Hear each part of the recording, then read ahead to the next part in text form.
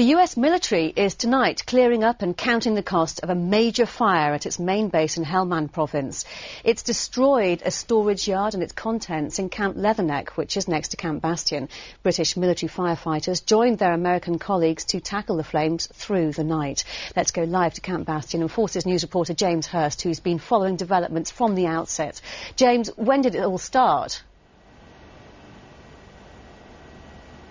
Well, Kate, it was some 27 hours ago, 6 o'clock in the evening local time, that this fire began. I was talking to a US Marine this morning who was one of the first on the scene and said it started small, some 10 feet by 10 feet, but it really wasn't long before we saw the signs, along with the rest of Camp Bastion.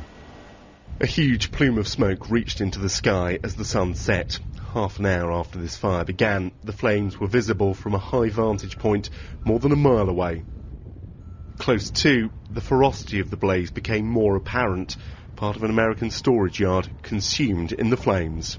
Well, it's within the last half hour or so that this fire started, and you can see it's really taken a strong hold. We have seen British military police here working with their American colleagues, and we also believe that there are also British military fire crews on their way in trying to tackle that blaze.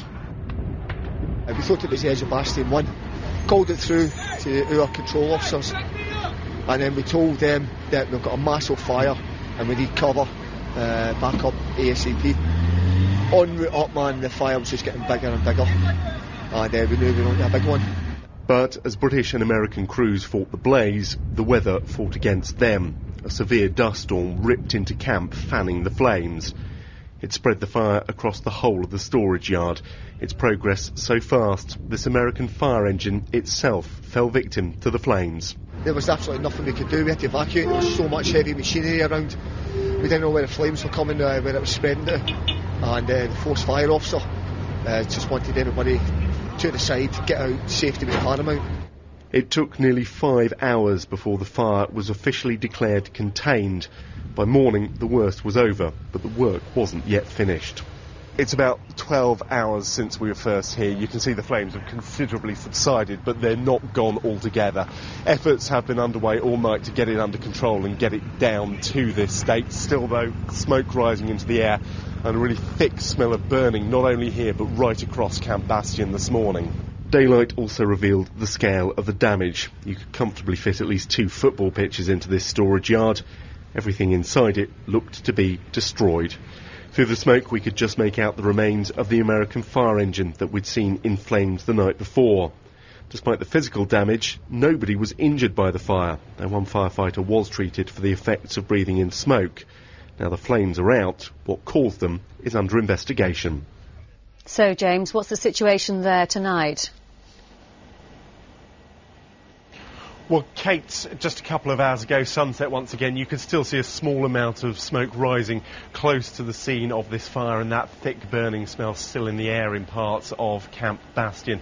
The cost of all this is impossible to guess. It must run into millions. There is a sense of relief, though, that there has been no human cost to it, and the Americans also stressing there has been no effect on operations. And, James, reports in the last few hours of a plane crash in Afghanistan. What more can you tell us?